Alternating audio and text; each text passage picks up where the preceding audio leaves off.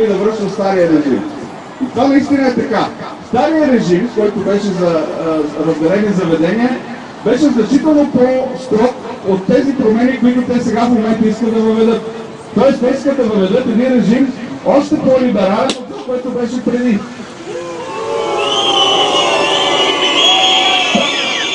Предлагат това, което беше преди за малки заведения до 50 квадрата, те увеличават до 70 квадрата. Собственикът сам да решава. Освен това, господин Захарев прочете текста на тяхното предложение. Излизат с доводи как децата нямали място по къщите, децата не страдали от тези промени, които искат да въведат. Очевидно те считат, че нашите деца нямат нужда да отидат на сладкарница, нямат нужда да отидат на пицария, нямат нужда да дойдат с нас, когато ние отидем на ресторант, примерно да празнуваме рождения си ден. Имат някаква такава собствена представа за това, къде и кога и как децата трябва да